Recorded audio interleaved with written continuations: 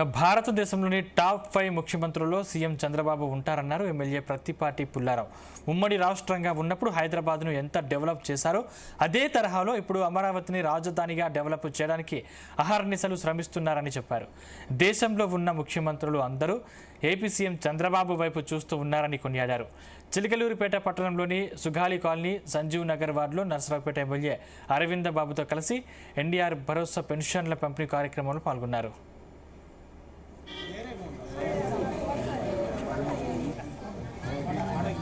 Bus ప్రయాణానికి మనం నర్సరావుపేటలో town హాల్లో కార్యక్రమాన్ని ఏర్పాటు చేయడం జరిగింది.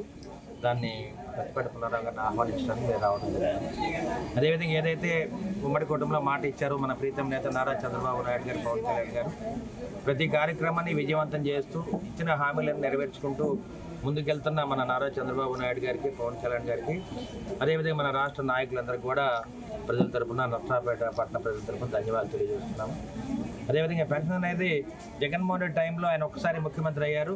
2,000 రూపాయల పెన్షన్ 3,000 చేయాలంటే ఆయనకి 5 ఏళ్ళు పట్టింది. అంటే పరిపాలన జ్ఞానం లేదు, పరివర్తన లేదు, మనిషి అవినీతి అక్రమాలు దుర్మార్గాలతో 5 ఏళ్ళు గడిచిపోయింది. కానీ చంద్రబాబు నాయుడు గారు ఉమ్మడి కుటుంబం ఏర్పడిన తర్వాత 3,000 రూపాయల పెన్షన్ 4,000 చేయడానికి మనం ఒక్కరోజు పట్టింది. అదేవిధంగా వికలాంగులకు 3,000 6,000 రూపాయలు చేయడం జరిగింది. మరి బెడ్ రిడెన్ పేషెంట్స్ అందరూ కూడా 100% ఫిజికల్ డిజబిలిటీ ఉంటే 15,000 రూపాయల పెన్షన్ ఇవ్వడం జరుగుతుంది. ఉచితంగా మరి గ్యాస్ సిలిండర్లు ఇస్తున్నాము. తల్లికి వందనాన్ని దాదాపు 10,000 కోట్ల రూపాయలు మనం డిస్ట్రిబ్యూట్ చేయడం జరిగింది. అన్నదాత సుఖీబాబు కూడా ఇవ్వడం జరిగింది. దేశంలో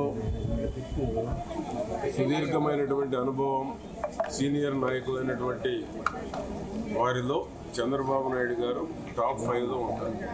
ఎందుకంటే 45 ఏళ్ళు పైబడి 78లో రాజకీయ జీవితం ప్రారంభించి ముఖ్యమంత్రిగా 30 సంవత్సరాలు పూర్తి చేసుకొని అనేక రాజకీయ సంస్కరణలు, హైదరాబాద్ అభివృద్ధిలో